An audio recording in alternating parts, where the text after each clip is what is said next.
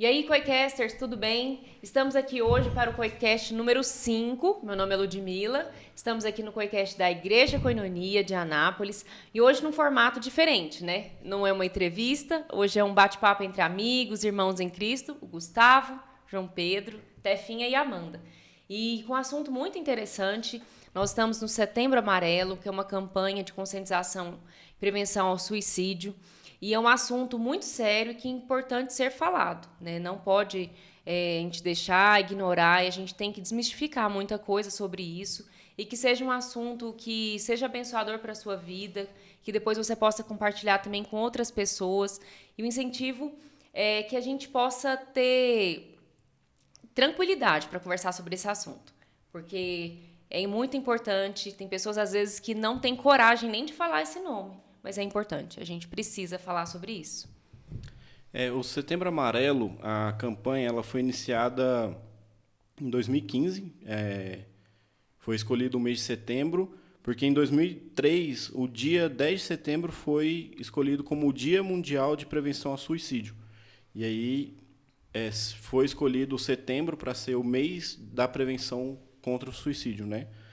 E uma coisa que está muito ligada também à prevenção ao suicídio é a questão da saúde mental, que o mês escolhido para a prevenção da saúde... prevenção não, né? Para se falar, né, sobre saúde mental. O mês escolhido para se falar sobre saúde mental foi escolhido janeiro, e tem janeiro branco, né? Cada mês tem uma cor e ficou como janeiro branco para se falar, para se conscientizar sobre a saúde mental, que foi iniciado em 2014. É interessante a gente pensar, oi pessoal, tudo bem, né? Pessoal aqui. Que o suicídio, a gente fala sobre a prevenção no Setembro Amarelo, porque o suicídio é um problema que ele não tem tratamento.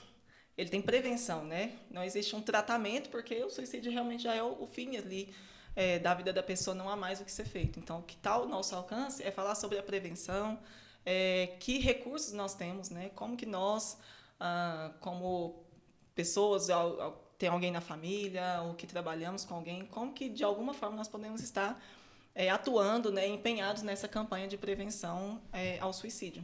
Sim, e como igreja a gente também tem que trazer esse assunto. Com certeza. Porque ainda tem muito preconceito, né? A pessoa fala assim, eu vou no dentista, faltei trabalho, vou no dentista, vou no médico de emagrecimento, a gente viu a psiquiatra lá falando, né, que tem isso.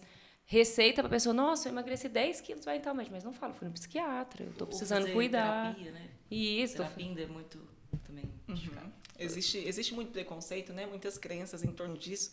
E acho que a gente vai falar bastante disso aqui hoje, né? De tantos pensamentos, tantas crenças, mitos que existem em volta desse assunto, né? Desse tema da saúde mental, né?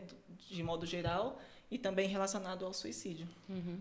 E uma das coisas mais interessantes de ver com relação ao suicídio é que o motivo maior é o transtorno mental.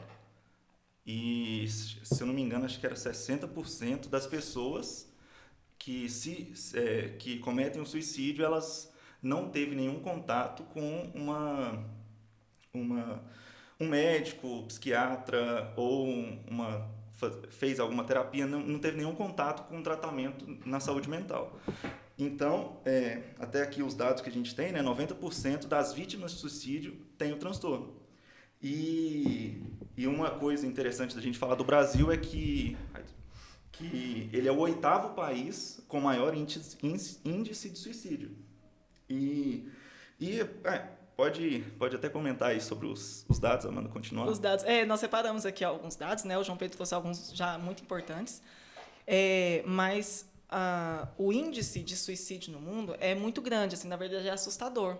E não se fala tanto sobre isso, né? Por exemplo, nós tivemos uma pandemia agora recentemente e foi o assunto de 24 horas que a gente falava no coronavírus, na Covid e tudo. E o suicídio também é um problema de saúde mental.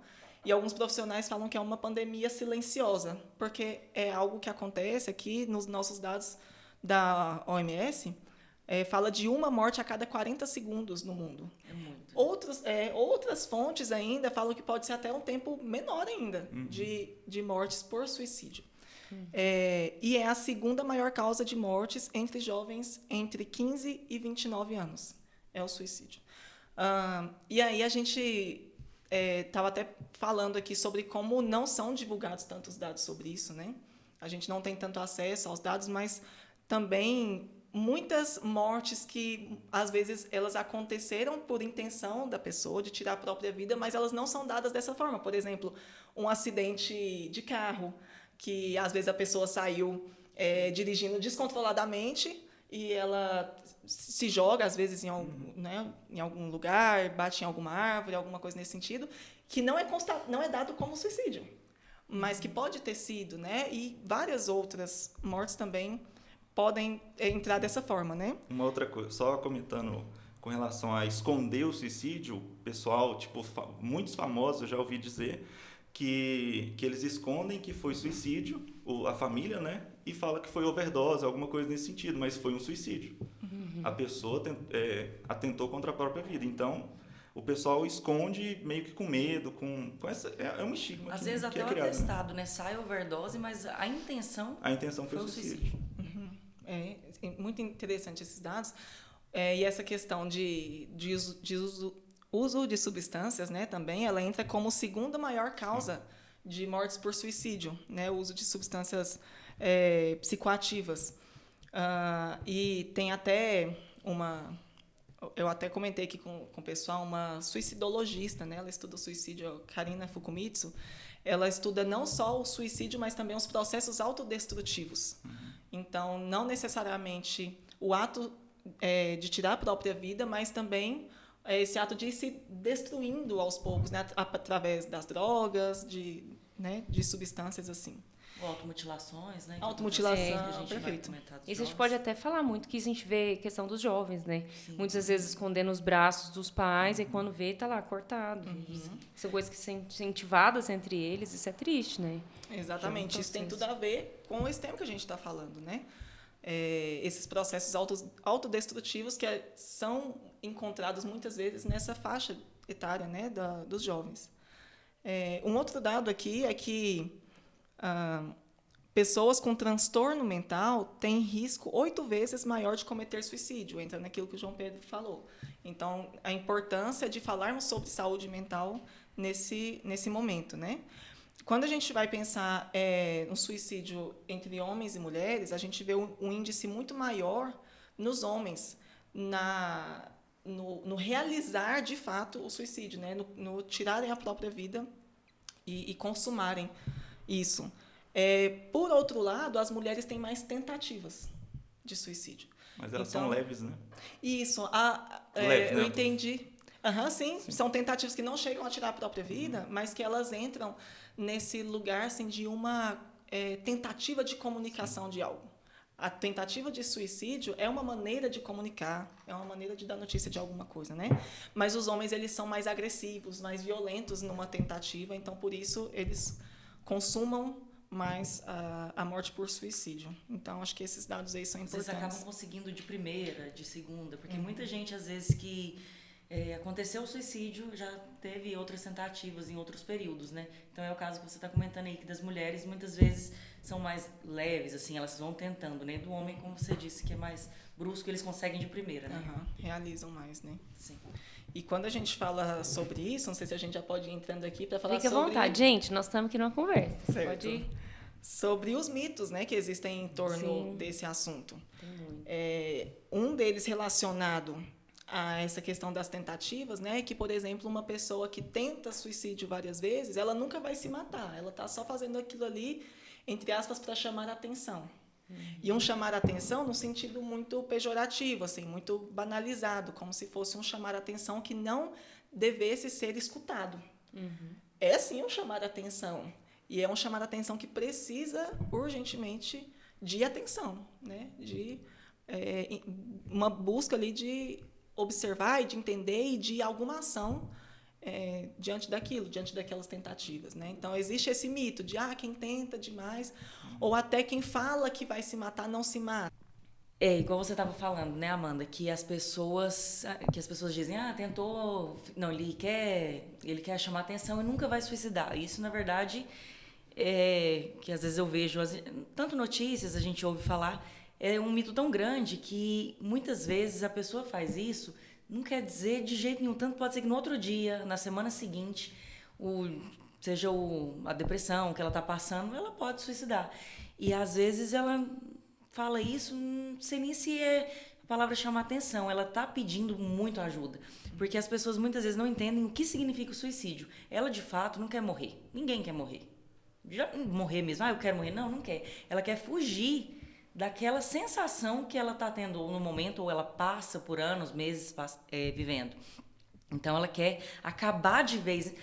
Então, é um pedido de ajuda, né? Ela quer acabar de vez com aquela sensação que ela está tendo. Então, muitas vezes ela fala, eu acho que não é nem tanto... Não uso nem essa palavra, chamar atenção, assim, né? Ela está pedindo ajuda porque ela não aguenta mais viver aquilo que ela tá, aquele sofrimento, aquele né? sofrimento, E essa ideia que você falou, a pessoa não quer se matar, ela quer matar aquele problema que ela está vivendo, quer matar aquele sofrimento. E É um grito da vida, né? O interessante é a família a família agir em cima disso, né? Não é igual vocês comentaram. E a pessoa está querendo fazer para aparecer. Ou um marido, uma esposa. A esposa está falando que vai se matar e aí o marido vai falar, não, ela está fazendo para aparecer, eu não quero. Ela não quer fazer isso, é tudo mentira. Mas não, você tem que agir no problema, verificar o que está acontecendo. Tipo assim, ela tá, igual a Tefinha comentou, ela está pedindo socorro. Então você tem que agir para... Não é ficar falando, você não vai fazer isso, não, ignorar a pessoa. Não, você tem que entender o motivo pelo qual ela está fazendo isso. Uma observação que eu acho interessante, que quando seja a tentativa, ou seja o fato mesmo dela ter suicidado, ela não viu mais saída.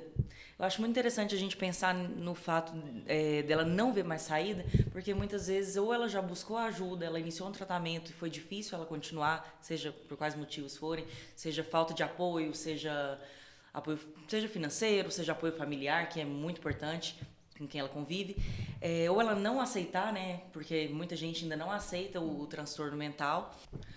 Nós percebemos que esses mitos, né, que nós estamos trazendo aqui sobre esse tema, eles são carregados de preconceitos, na verdade, que existem nas nossas crenças, muitas vezes nossas crenças religiosas, enfim, muitas coisas que nós vamos construindo na vida da gente que vão alimentando preconceitos em relação a isso. Então, a questão do transtorno mental mesmo.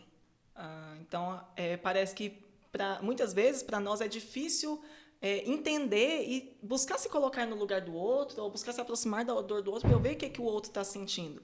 É muito mais cultural, né, também, né? É muito mais fácil eu expor o meu preconceito de falar assim, é frescura.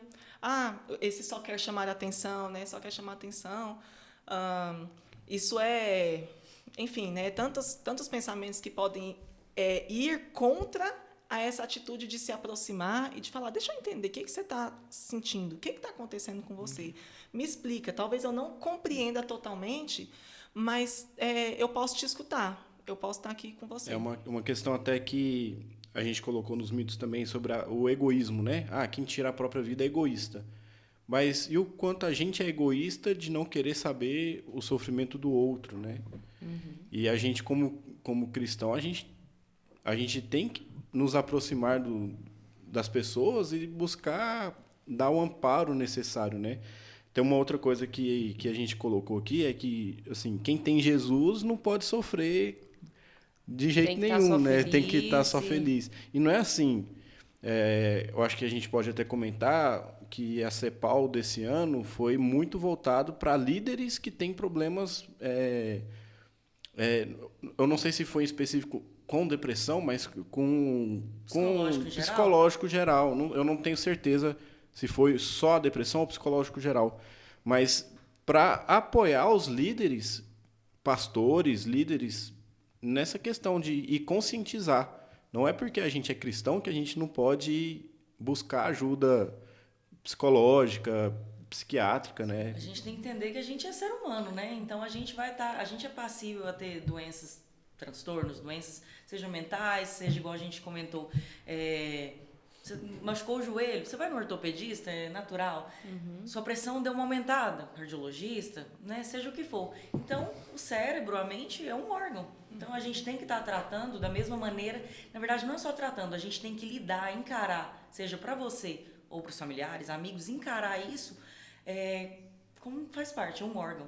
Então, assim, Que eu pode tenho que cuidar. adoecer, né? Pode adoecer, Sim. exatamente. Aquela psiquiatra falou até uma coisa engraçada, né? Que a gente até compartilhou o vídeo entre a gente, né? É Ana Beatriz? É Ana Beatriz. Ela falou assim, ó, se você fizer um exame do cérebro de qualquer um, vai estar lá, tem defeitos, tem falhas, tudo. O dia que eu ver um exame lá que tiver perfeito, ó, Jesus, esse aqui é você. Porque todos nós, a gente temos, é o que vocês falaram, o cérebro adoece. Nisso a gente pode até entrar a questão de quanto, às vezes, pessoas vão ficando mais velhas, né? Isso foi tema meu da faculdade. Questão da melhoridade, o pessoal fala melhoridade, mas da questão dos idosos. Ah, porque vai ficando muito fresco. Ah, ele vai ficando... Não, gente, o cérebro está adoecendo, ele precisa de mais atenção, O né? que comanda a nossa vida, né? Nossos atos, nossos relacionamentos, é o cérebro, né? Sim, então ele está deficiente. Não, aquele idoso ele está muito... Tá dengoso, tá... Não, gente, ele precisa de Muitas vezes tá atenção, depressivo. ele está depressivo. Então, a gente tem que olhar, né? Parar de...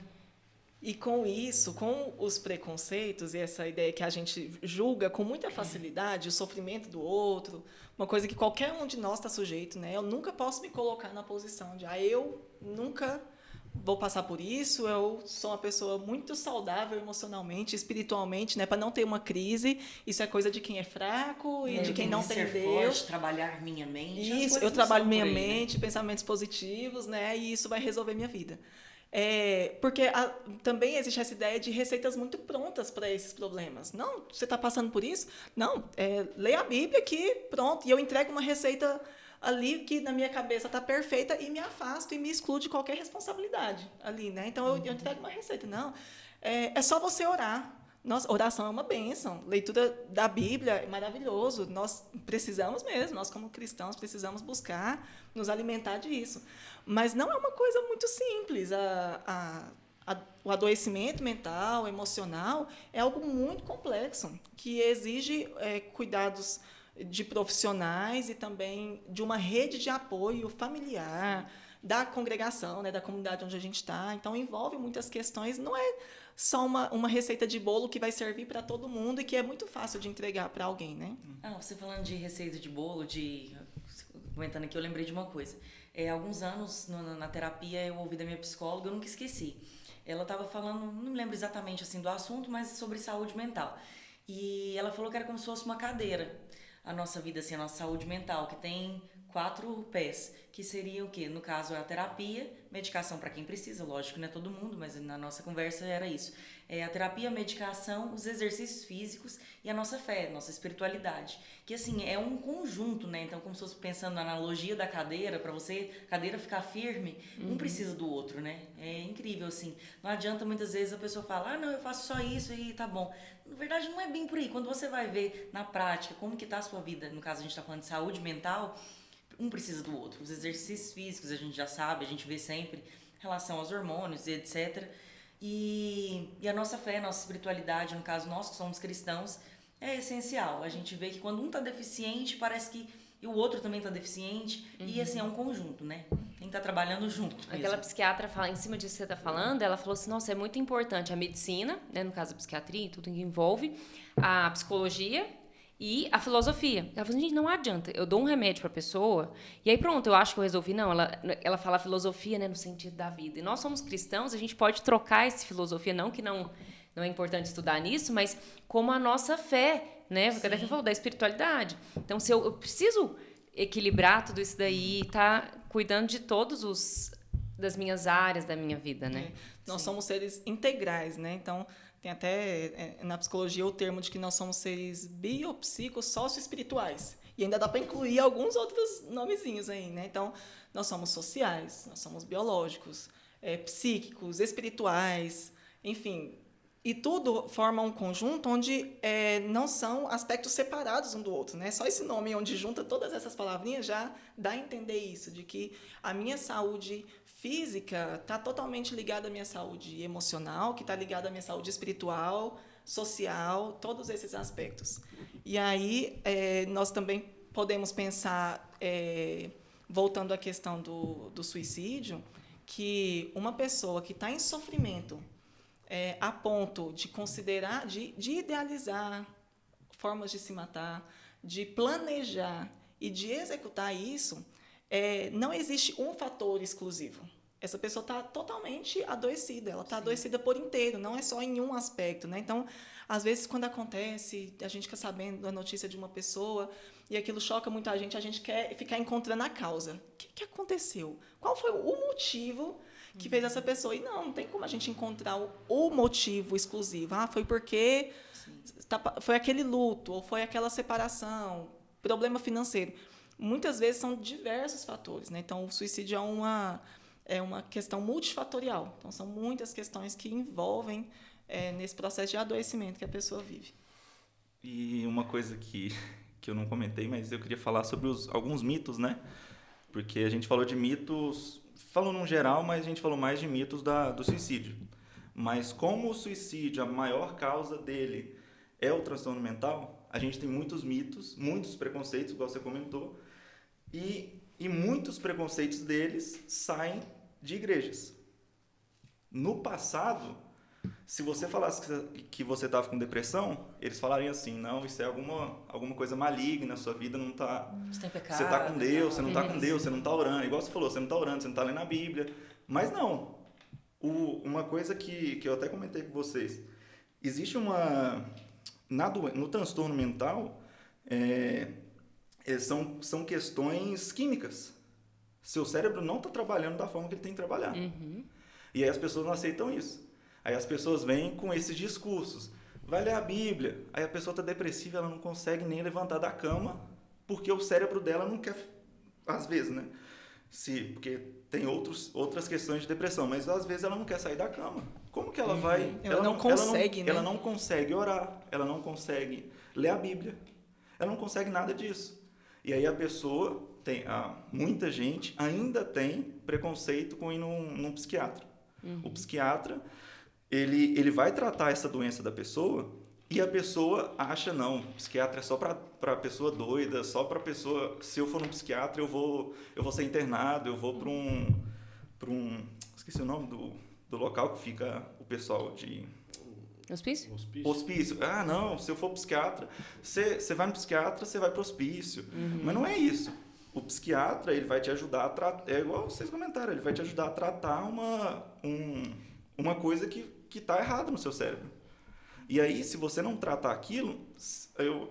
Agora eu vou abrir do meu caso, né? Eu fui diagnosticado com transtorno bipolar, mas é um estigma. Eu chegar para uma pessoa e falar que eu tenho transtorno bipolar, ela vai se afastar de mim. Ela vai falar, não, esse menino é doido. Uhum. Ele tinha que estar internado, ele não pode estar aqui, ele não pode viver. Mas não. Na verdade, a gente usa esse termo bipolar de forma assim também muito, muito errada, né? Uhum. No senso comum, né? No senso comum fica assim, fulano é bipolar porque cada hora ele está sentindo uma coisa, ele está mostrando de um jeito. Meu chefe acordou com o pé direito. Nossa, meu chefe é bipolar demais. E uma coisa não tem nada a ver. Não tem nada a ver. Né? Não existe uma compreensão de fato do que é o transtorno bipolar, né? Aí, essas coisas são uma das coisas que me deixa muito com raiva, né? Das pessoas utilizarem o termo pejorativo, o povo fazer música com o nome bipolar e tipo, banalizar o termo e não entender o que é. Existem bipolares que eles são internados. Eles precisam de estar internados, eles precisam de estar no hospital, mas não quer dizer que todos são assim. Isso também é dependendo se chegar na fase X da doença, né? Mas, se não for cuidado, não for tratado, e pode assim, chegar, né? Deixar claro também, né?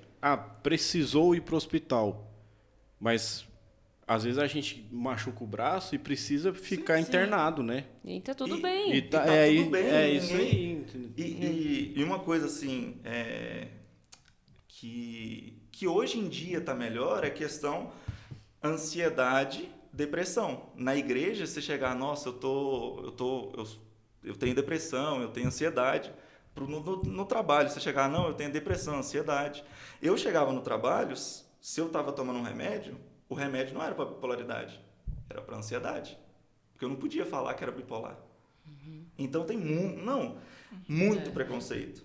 Uhum. E, voltando à questão das igrejas, só que eu queria que vocês comentassem também, hoje tem uma leve aceitação. com relação a alguns transtornos. É igual eu comentei, o bipolar já é seria outro passo. Mas transtornos como ansiedade e depressão até que está sendo aceito. Mas antigamente, tudo era voltado para o mundo espiritual. A pessoa não lê a Bíblia, a pessoa não... E não é por todo mundo queria que é ver. aceito, né? Porque, assim, até a Larissa, nossa irmã, tava falando que atendeu um senhor que era de um pensamento... Ele é um pastor, de um pensamento mais fechado, que aí ela foi atender ele lá no trabalho, né? Lá no postinho lá.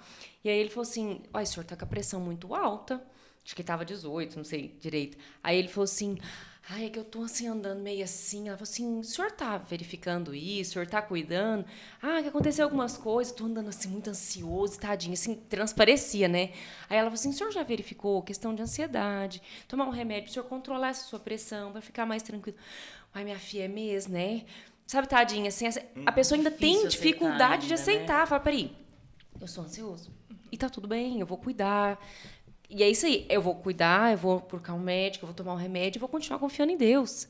Que Deus vai estar... Uma coisa Uma coisa não exime da outra, porque tem gente que acha assim, se eu tomar o remédio, aí esse remédio eu tomou sangue, Deus não tem poder, né? Você ainda tem, sabe? Mas vou que tá aceito, quer mas dizer que não eu tô sem tá. fé, Ainda não. tem muita gente que acha que não, sabe? E eu acho que isso que a gente está fazendo hoje é importante porque essas pessoas precisam de informação. Sim. Não é também simplesmente, às vezes, uma escolha de permanecer nesse lugar do não saber. Às vezes, sim. Às vezes existe uma resistência, né, de se informar. Eu acho que a gente precisa ter essa disposição de me informar, de compreender e tudo mais. Então, eu acho que a falta de informação sobre isso, que por muito tempo, né, existiu, até porque também são temas relativamente novos para a gente, que estão aí para a gente conhecer agora, né? A psicologia mesmo é uma ciência super nova, é recente, é do século passado, né? Então, acho que isso que a gente está fazendo é importante, mas cabe também àquele que não recebeu essa informação falar, então é desse jeito? Entender não, com mais então, naturalidade, né? isso, nossa, então agora eu estou entendendo melhor sobre isso. Eu realmente não tinha essa informação, mas agora é bom saber, porque eu vou ter outra maneira de lidar com as pessoas que passam por isso, né? E também de se reconhecerem, às vezes, nesse problema, que é esse exemplo que você deu, né? Da pessoa que, às vezes, ela está passando por um sofrimento, Eu tenho que ela ser tem os forte, sintomas, aquela coisa ainda, né? só que ela existe. não aceita estar nesse lugar de, nossa, eu preciso de ajuda.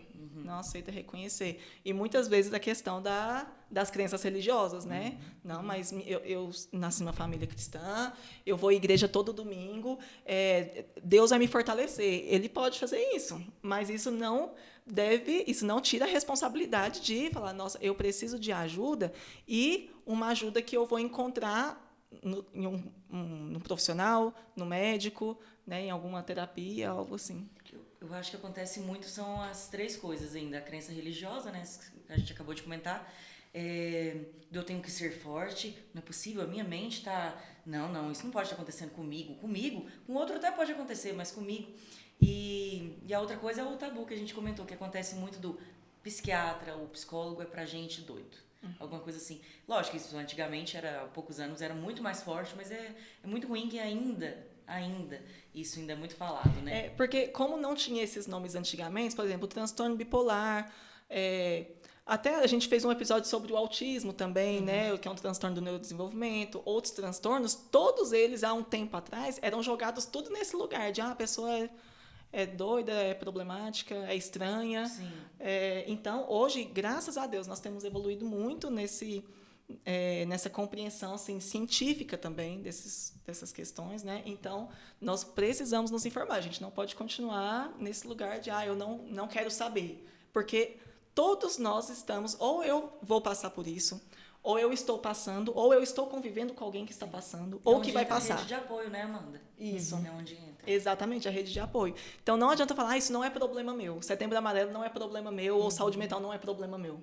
É de todo mundo. E principalmente nós como cristãos, né? Se a gente for pensar, sempre, você pode pensar, todo mundo que está assistindo, a gente conversando, a gente pode pensar, se não for um familiar, vai ser um amigo.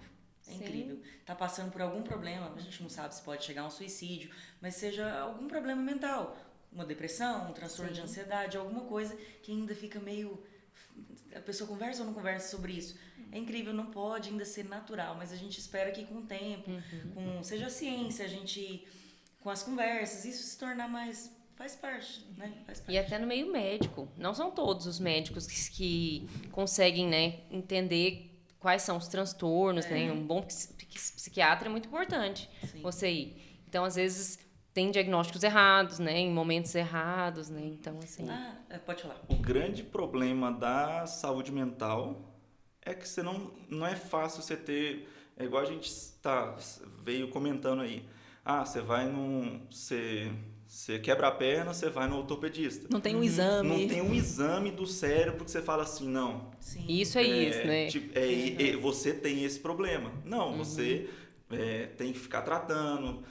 Você pode ficar X anos aí tratando, pode estar errado, dar errado, o médico vai ficar trocando medicamento. Não é uma ciência exata. Isso é um problema, mas a gente tem que tratar de qualquer jeito, mesmo sendo assim. Muito relativo de pessoa para pessoa. Às vezes é um tratamento do resto da vida. Muitas vezes né? Desculpa. Pode falar, porque você ia falar antes do João, Pedro. Pode falar, que eu tô lembrando. Não, é que quando você falou assim da gente se colocar nesse lugar de comigo isso não acontece, né? Porque eu sou muito forte. Eu estava comentando com o Gustavo, ele pode até falar aqui, sobre tantos exemplos que nós temos na Bíblia, de homens de Deus, inclusive de Jesus, né? Quer falar? Eu acho que o caso... A gente vai comentar mais pro final, né? Mas, assim, já para expressar um pouco, é muito interessante que a gente, como cristão, a gente pega o exemplo de Jesus no Getsemane e ele fala assim, se for possível, afaste de mim esse cálice. A gente vê o sofrimento de Jesus, que ele estava sofrendo mesmo, né? Angustiado. Né? E a gente... E muitas pessoas passam por isso e a gente não consegue... Muitas vezes é silencioso, né? É a pandemia silenciosa. Então, muitas vezes a pessoa está passando por uma angústia muito grande, mas não fala. E a gente, na nossa fé, a gente, como Jesus fez, pega o exemplo dele, Senhor, falar com Deus, né? Passa de mim esse cálice. Entregar para ele, assim. Nós vamos até chegar nisso, mas eu fiquei pensando assim, o tanto que, poxa, se Jesus, né, que é Jesus, sentiu angustiado, ele sentiu tristeza, ele também estava sujeito, porque ele também era totalmente humano, né? Deus e humano ali. Mas, por ser totalmente humano, da forma que nós somos, ele se angustiou, ele se entristeceu, ele se irou também, né? Então, ele também se colocou sujeito a essas emoções que nós vivemos, né? Então... Eu queria comentar duas coisas, só para tentar que não esqueci. Lembrar uma coisa que o Gustavo falou me fez lembrar o seguinte. O que a gente estava falando, que um fato não exime o outro, né? Da fé, da espiritualidade, a gente entregar para Deus, eu estou lembrando aqui, a gente tem que entregar nosso tratamento também para o Senhor. Sim. Uma coisa não está afastada, igual eu estou fazendo um tratamento, então eu não tenho que orar, ou eu tenho que orar e não tenho que fazer o tratamento, não. Uma coisa que eu estou lembrando, por exemplo, eu tomo meu remédio para ansiedade. Muitas vezes, quando eu vou tomar, eu oro e falo, Deus, que essa medicação que eu estou tomando, que o Senhor haja nessa medicação, que o tratamento faça efeito. Então, assim, eu acho que a gente tem que juntar as coisas. No caso, a gente está falando sobre fé e espiritualidade, então é importante isso, porque não adianta muitas vezes estar fazendo um tratamento errado e não vai funcionar, e que Deus esteja agindo na nossa vida, seja trabalhando igual você estava falando da angústia quando Jesus orou. Então, muitas vezes a gente... Às vezes, seja por doença ou não, nossa fé tá mais, né? A gente tá meio capengando, digamos assim. A gente tá orando, Deus, aumente minha fé. Eu não sei, pode ser por causa de um transtorno mental, você não tá bem, depressivo ou não. Mas, Senhor, trabalha na minha vida. Eu tô angustiado, eu não tô bem, tô passando por isso. Deus age na nossa vida, seja através de quem for, né? Seja a gente orando mesmo, ou através de um médico, psiquiatra, ou um psicólogo, né? E é isso, mas só queria falar aqui uma coisa que a Ludmila tinha falado e me fez lembrar. Questão de bons médicos, bons psiquiatras. Estou lembrando aqui, não é algo tão importante, mas eu acho talvez necessário falar que é muito importante um bom médico psiquiatra para diagnosticar corretamente. Porque, por exemplo, o transtorno bipolar. Muitas vezes, se um médico não diagnostica correto, e vamos supor, o paciente tem realmente transtorno bipolar, porque pode ser que ele não tenha, mas se ele tiver, é incrível, o médico passar uma medicação errada, por exemplo, um antidepressivo e somente um antidepressivo, que a gente sabe mais ou menos falando como uma leiga que sabe um pouco sobre o assunto, né? Eu não sou profissional da área. Mas, por exemplo, o paciente ele tem um transtorno bipolar. Ele tem as medicações que ele tem que tomar. Às vezes, tem alguns casos que o médico acrescenta, sim, um antidepressivo, mas associado a outras medicações pro humor e tal. Mas vamos supor, ele é tratado somente com antidepressivo. É incrível, gente. Muitas pessoas não sabem, mas se ele é diagnosticado mesmo, tem um transtorno bipolar, ele realmente tem, ele pode suicidar por conta da medicação errada. Porque ele cria coragem por causa do antidepressivo. Não era a medicação que era para ele. E ele, digamos assim, grosso modo, mas é isso. Ele cria coragem para fazer o que ele não tinha coragem. E aí ele suicida por conta da medicação errada. É incrível, mas um diagnóstico errado pode causar danos, assim, irreparáveis. Muito sério, né? Muito sério. Queria acrescentar algumas coisas sobre o transtorno bipolar, como que o pessoal fala, tem lugar de fala, né? Aí, sobre isso, eu queria, dar alguns indicativos para as pessoas, porque esse tema, ele é um tabu. Hoje em dia está sendo mais divulgado com pessoal no Instagram, YouTube e tal, a Ana Beatriz, que é bem famosa e tal, mas é algo que não é tão divulgado. E as pessoas estão passando por esse problema e elas não sabem. Por exemplo, o que a Tefinha falou. Uma pessoa está com depressão. O bipolar ele tem duas ou três estados emocionais. Só exemplificando para vocês. O estado de euforia, o médico Dr. Renato, ele até fala que é o fogão, quando está num fogo alto. O foguinho, quando você está no estado de euforia pequena e abaixo a depressão. Ou você está estabilizado. Então, são 4, né? A depressão, quando você está em depressão, é aí que você busca o médico. Você não vai buscar um médico quando você está em euforia. Vou explicar por quê. Porque você está bem. Aparentemente, é né? Isso. Até mesmo você está muito bem. Você está conversando demais. Você está produtivo no trabalho. Você fazendo planos. Você está vida. fazendo planos que você nem nunca imaginou. Você começa a fazer planos, falar de eu vou comprar isso, eu vou fazer isso, eu vou fazer isso. Você está tendo e não algumas percebe impulsões. que os planos estão fora do normal, Isso, né? e não percebe que está fora da casinha ali. E a euforia, você não... É muito raro uma pessoa buscar um médico na euforia. Os psiquiatras sempre falam isso, né? Que Isso é muito interessante. Por quê? A depressão é mais fácil a pessoa buscar, porque ela sabe que ela está em depressão. Ela não tá bem. Ela não está bem, ela não está produtiva, ela Muito não está interessante fazendo isso. nada. Porque até pra você falar pra alguém, se você viu, nossa, falando, você tá muito triste, né? Você deve estar depressivo. Quem é o leigo, indica até pro outro isso quando tá nesse Toma estado. Agora, quando você antidepressivo, vê a né? pessoa quando tiver muito assim, é alerta Toma também, que eu tô né? tomando. Meu Deus, gente, não faça isso. Né? Toma o que eu tô tomando, melhorou pra fulano. Nossa, minha mãe, minha avó tá bem. Não, é o caso dela, específico dela. Isso né? é muito Diagnóstico, incrível. remédio é muito específico, muito sério. O mesmo remédio, eu posso ter a mesma doença que você, mesmo, igualzinha, tudo igual. O mesmo remédio para mim pode fazer efeito Exatamente. placebo e para você pode dar certo assim, incrível. Eu já tomei remédio que eu não senti nada, mas para uma pessoa sentiu e falou, não, esse remédio é o top, é o melhor. Tratamento individual, né? Aí, voltando na depressão, a pessoa com depressão ela vai buscar um médico. Aí ela busca o médico, se for um médico ruim, ele já vai dar um antidepressivo. Se for um médico bom, o que ele vai fazer? Ele vai investigar a vida da pessoa. Vai falar assim, você tem enfrentado a depressão por quanto tempo? O que está acontecendo com você? Como que é a sua família?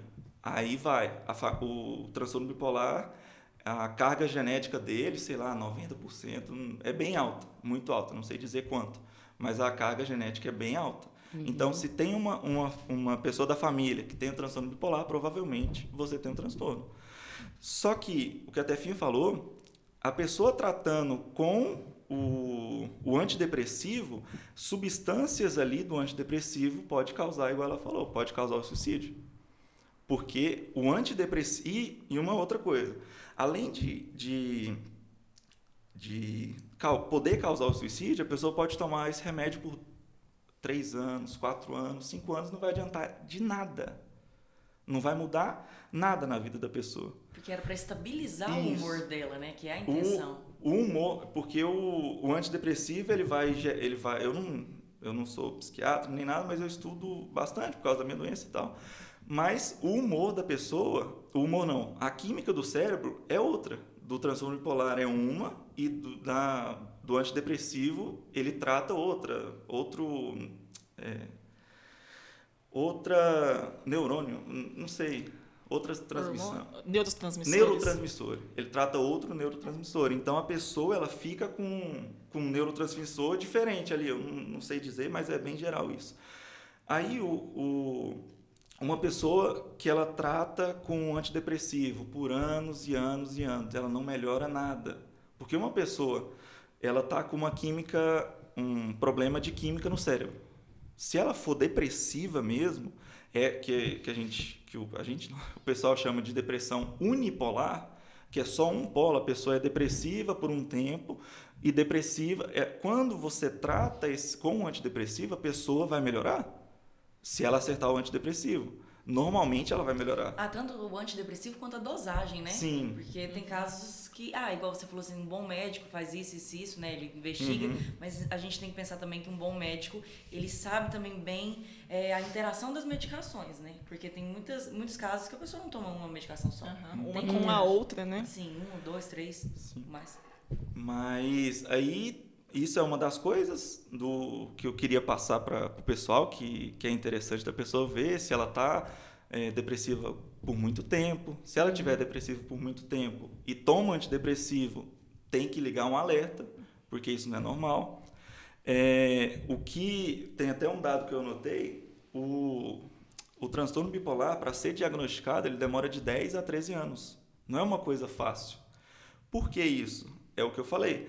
O transtorno bipolar, ele tem os períodos, tipo a pessoa, se ela não tratar, ela fica 6 meses em depressão. Aí ela fica com euforia, aí ela fica feliz, ela não vai no médico nem a pau. Só muito importante, sobre aquela ideia que a gente falando de pessoas que às vezes não têm esse conhecimento, né? Bipolar não é eu acordei feliz e dormi triste. Isso é interessante. Né? São meses em uma Ele fase, tem fases, né? meses em outra. Isso. Então é um período longo em cada uma das fases. Sim, porque o povo, só comentando, existe esse fato da pessoa do nada acordar, e eu já presenciei isso comigo, do nada eu acordar mal, ou do nada eu acordar muito bem. Mas não é normal. Normal é períodos. Aí, vamos supor, a pessoa fica 6 meses de depressão. Esses 6 meses dela, ela pode ir no médico e tratando com antidepressivo e não vai resolver nada, causando problemas. E aí, na euforia, ela fala, não, estou bem demais, agora eu não vou em médico, não. Quero nem saber do remédio. Amor, muitas pessoas têm um tipo de depressão não, tem tipo de transtorno bipolar, pode ser tipo 1, tipo 2, tem tipo 3 também, mas em muitos casos a pessoa pode fazer aqueles gastos assim, extraordinários, ou aqueles sonhos que às vezes até o outro conversando fala assim, não, gente, acho que ele tá sonhando muito, mas é um sonho que não faz sentido. E aí pode ter os gastos, quando muitas vezes, agora eu não me lembro bem se é nesse estágio ou no próximo que pode cometer o suicídio. Agora eu não me lembro se a depressão vem depois. Mas porque onde tem um risco toda maior, vez, né? só uma coisa, né?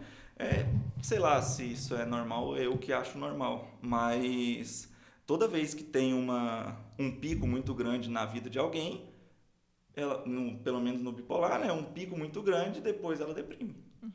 Porque ela chega num estágio tão alto que ela não consegue nem... acho que eu me lembro da psiquiatra falar que ela tem muita energia e depois ela esgota, tem um esgotamento. É o esgotamento mental. Era isso. É o esgotamento mental. Mas isso tudo que eu tô falando são pessoas não tratadas. Só que isso demora de 10 a 13 anos, dependendo do caso, dependendo do tipo da bipolaridade. Tem bipolar que vai descobrir só 17 anos depois. Às vezes o médico pode até descobrir em algumas situações um pouco mais rápido também, por vários históricos, né? Uma boa investigação, tem vários históricos. Mas é muito complexo, muita gente não sabe, muita gente acha que está depressivo e não é depressão. Na verdade, não deixa de ser uma depressão, mas é a depressão bipolar. Uma pessoa bipolar... ela tem instabilidade de humor, mas numa questão, às vezes, dependendo, irritabilidade. Uma pessoa que é muito irritada, normalmente, ela é irritada no decorrer do tempo, normalmente ela tem um transtorno bipolar. Então, são várias coisas que a pessoa tem que buscar ajuda. Porque, além da questão de demorar muito tempo, se ela não tiver o diagnóstico, ela vai ficar sofrendo no decorrer desse tempo sem buscar ajuda. A pessoa pode ter 60 anos e não ter ajuda. Uma coisa que eu vi até hoje com esse doutor Renato, que é até interessante compartilhar, pessoas, mulheres, quando ela está grávida, o hormônio, não sei qual hormônio lá, está muito alto. Está muito alto, um hormônio específico. Esse hormônio, quando ela tem o parto lá do bebê, esse hormônio desce. Se ela for bipolar, a probabilidade dela ter uma depressão pós-parto é muito alta. Então, toda vez que uma mulher teve um filho, teve depressão pós-parto, provavelmente ela tem que buscar ajuda. É um estado de alerta. Ela tem que buscar ajuda. Uma mulher menopausa, ela entrou na menopausa, teve alguns indícios, depressão, alguma coisa nesse sentido, tem que ligar o alerta, porque a menopausa também faz essa questão com o hormônio. E muito importante isso que o João Pedro está falando, e a necessidade de buscar ajuda. Porque às vezes a pessoa também vai ouvindo e vai fazendo um autodiagnóstico, né? Sim. Nossa, ele está falando isso, eu tenho isso, então pronto, eu já me diagnostiquei que eu tenho transtorno bipolar. Então eu vou ali na farmácia. Eu do seu cor médico Jesus. tom. E não, né? Como ele falou, a gente tem um geral das características de cada transtorno, mas esse sinal de alerta para buscar ajuda e não é um começar sinal de uma alerta. investigação. O que o João Pedro está falando, né, bastante sobre o transtorno bipolar, tudo é muito interessante a gente entender em relação ao suicídio, pensar aqui, que a depressão, tem a depressão unipolar, agora não me lembro se ele falou, que o índice maior de suicídio, os psiquiatras falam, e faz todo sentido, o índice maior, não sei a porcentagem, mas é bem maior mesmo, é no transtorno bipolar, quando ele está, por causa da fase depressiva, não sei muito bem dizer, mas no transtorno bipolar, porque a pessoa que tem somente, né, assim, a depressão unipolar, ela normalmente não tem a energia para cometer o suicídio. Não, isso não quer dizer que não aconteça, que né? não aconteça, né? E também não quer dizer que a depressão é somente aquela pessoa que está deitada na cama e inativa e ela não vai para o trabalho, muitas vezes não toma banho, não escova o dente. Lógico que quando a gente vê esse caso assim, é nítido que ela está com depressão. Mas muitas vezes a gente tem que atentar e ter empatia, poder ajudar de alguma forma, que muitas vezes a pessoa no nosso trabalho ou no nosso parente, ele está deprimido, né? Ele está deprimido, ele precisa de tratamento. E vocês levantaram os sinais de alerta, né? E assim, não é uma receita, são somatórios. E dentro disso a gente foi levantando quais sinais de alerta. E dentro deles, às vezes, tem a questão da fala. A pessoa fala assim, nossa, vontade de desaparecer? Não é porque é dizer se ela vai cometer, mas é um sinal, peraí, está acontecendo alguma coisa? Daí, às vezes, eu já vi cristão falar assim, nossa, Deus podia tanto me levar. Ai, então, assim... Podia acordar e não... Podia não acordar tá e já tá na glória, sabe? A pessoa tá passando uma coisa que tá trazendo uma tristeza profunda, um processo de depressão, enfim. É algo que é um alerta. As falas, o isolamento, né? A pessoa parou, sumiu. A pessoa não tá aparecendo mais, não tá... Então, tem várias situações, né, que são indícios de uma possível crise, né, de suicida, que é o termo que fala aqui. Uma coisa que eu queria complementar da Tefinha é que é 1,5% da população que é bipolar, 117 milhões de pessoas, e dessas 117 milhões de pessoas, 50% delas já tentaram suicídio. E é muito, né? Se a gente for É um pensar. número muito alto, né? Ou tentaram, né? 50%. E 15% dessa taxa, né, efetivamente cometeu o Consumaram, suicídio. né? E acho que vale... Desculpa, João Pedro, pode terminar. Não, e só um comentário que eu até anotei, que é interessante, que a bipolaridade, ela não é uma personalidade, ela não é falta de Deus, e ela não é uma coisa psíquica, é somente um desequilíbrio químico. Ou seja, alguma coisa no seu cérebro na hora que a pessoa nasceu, ela não nasceu com o cérebro totalmente correto. A pessoa... igual... Mas quando ele desenvolve, né? Que eu acho que você ia comentar também, né? Acho que você... Não, o que eu ia comentar é... Ela tipo, nasce, mas quando que ele vai mostrar, né, a pessoa? Tá, não. Eu vou falar só que a questão do cérebro é um desequilíbrio químico. É igual a gente ter uma pessoa que nasceu com um problema no coração, uma veia, artéria, sei lá, com problema. é a mesma coisa, ela teve um desequilíbrio ali na formação. E aí, o que muitas vezes a pessoa pensa? Ah, essa pessoa não está tendo força de vontade. Ah, ela tinha que se controlar, né? Então, não cabe a pessoa ter um autocontrole sobre isso, sobre essas emoções, né? Então, não é algo que está dentro da escolha dela. Eu queria falar por experiência própria. E isso é difícil. As pessoas falarem assim, não, você tem que... Não, eu ouvi, né, de pessoas assim, não, é só se controlar, é a coisa mais fácil. Domínio Porque você tá próprio, assim, né? Aí começa aqueles papos de motivação, não, você é melhor, fala pra você que você é o melhor todo dia. Pensa Gente, positivo. Pensa positivo, acorda. Foguete não dá ré. Isso, foguete não dá ré e não sei o quê.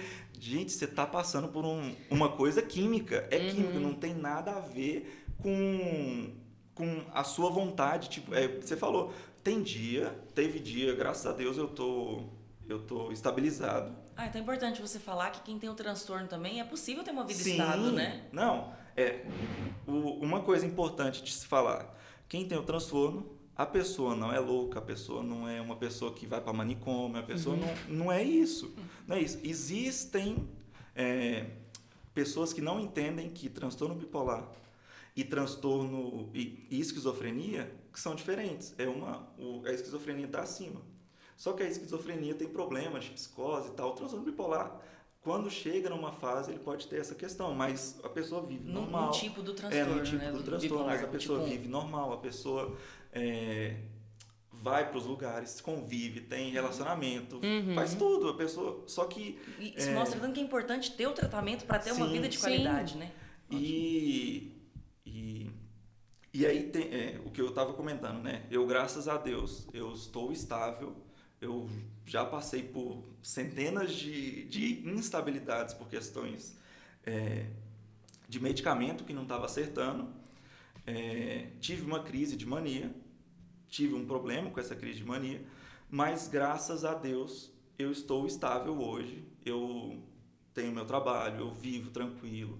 Não, Porque tem um comprometimento, vezes, né? Comprometimento sim. com o tratamento, né? Isso também é uma coisa que eu vou até comentar, mas uma coisa que é a questão do desequilíbrio. O que a pessoa fala assim, não, é só você acordar e olhar para o espelho e falar, opa, tudo bem, você vai ser o melhor, acorde bem. Você é um Não vencedor. vai mudar nada. Amor, isso mostra também muito, a gente conversando, como a gente tem que pensar assim, vamos supor, se eu não tenho um transtorno, esse bom é auxílio mesmo, né? Se eu não tenho um transtorno, como que eu posso ajudar o outro? Igual isso tudo que a gente está conversando. Como, muitas vezes o ajudar, às vezes as pessoas confundem, a gente tem que saber bem como ajudar. Muitas vezes não é falando.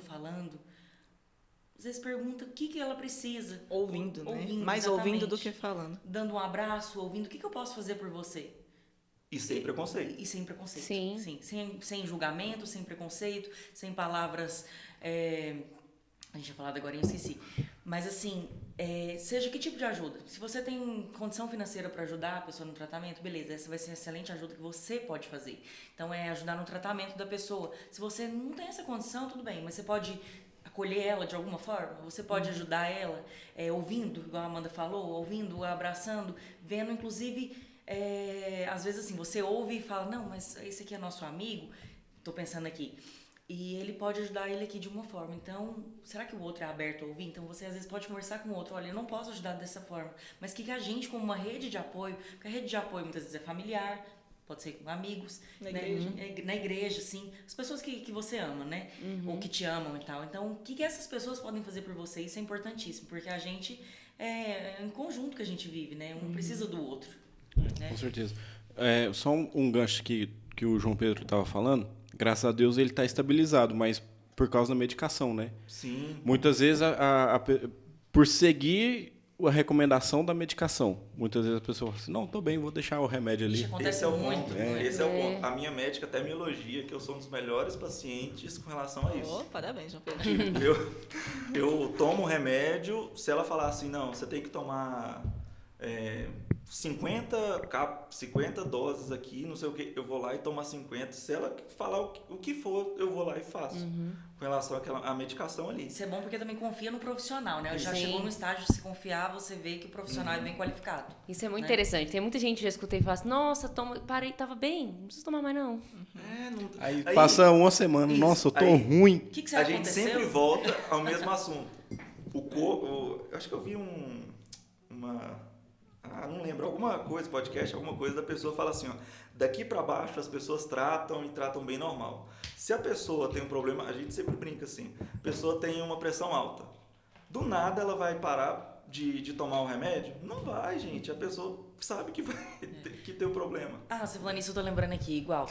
O João Pedro tem transtorno bipolar, eu tenho transtorno de ansiedade. Isso não é um exemplo, não. Eu tenho transtorno de ansiedade generalizada e toque. Eu tenho que tomar medicação, ele tem que tomar medicação, outras pessoas têm que tomar medicação. E o que a gente encara, que a gente conversa em casa? O importante é ter qualidade de vida. Seja como precisar. Precisa de medicação, beleza. Mas no meu caso tem que tomar medicação. Tô dando um exemplo aqui agora. Pro resto da minha vida. Seja hipertenso, seja por algum transtorno mental, beleza. É isso, você vai tomar pro resto da vida. A atividade física também não é pro resto da vida, né? Não é tem o que ideal. Uma boa alimentação também não é o resto da vida. Isso. Talvez vai ser o caso do Exatamente. medicamento, né? Então, é importante E nós isso. somos adultos. É importante que a gente lembrar que a gente não é criança. Que fala assim, não quero, não vou. Não, um adulto, ele sabe o que ele tem que fazer e ele faz mesmo Só que se tem aquilo... muito adulto que faz igual criança. Mas assim, Deveria saber, né? eu escutei uma frase um dia, criança faz o que quer, adulto faz o que é preciso. Exatamente. E eu acho que tem hora que a gente tá faltando essa maturidade, né? verdade. Daí. Eu acho muito importante, não sei se o que vocês ainda podem, né? Acho muito importante falar sobre isso, né? Sobre essa questão do transtorno, porque eu acho que a gente não chegou a falar esse dado, mas os transtornos de humor são responsáveis por mais de 30%, né? O dado que nós temos aqui, que o transtorno de humor é responsável por 35,8% dos casos de suicídio. Então, o transtorno de humor entra o transtorno bipolar, o transtorno depressivo. E mais de 90% dos casos de suicídio, a pessoa tinha algum transtorno. Aí a gente tem transtornos por uso de substância psicoativa vindo depois, E eu posso comentar com relação a ansiedade e isso? tudo mais. O Claro. que pode ter um adendo? Transtorno bipolar é muito associado a vícios. Sim. Vício de bebida, vício de droga.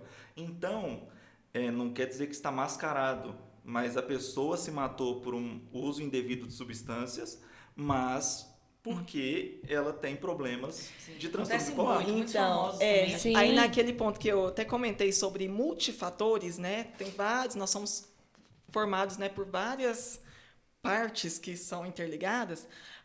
A pessoa às vezes pode ter um transtorno que agrega junto à questão de uso de substância e tem algum fator familiar ou alguma situação que desencadeia. Aconteceu alguma coisa que traz que desencadeia todo aquele processo e que pode levar a pessoa ao suicídio, né? Então, por isso que a gente pode falar, ela morreu porque ela tinha transtorno, ou então morreu porque usava droga, ou morreu porque aconteceu uma fatalidade na família dela. Não, foi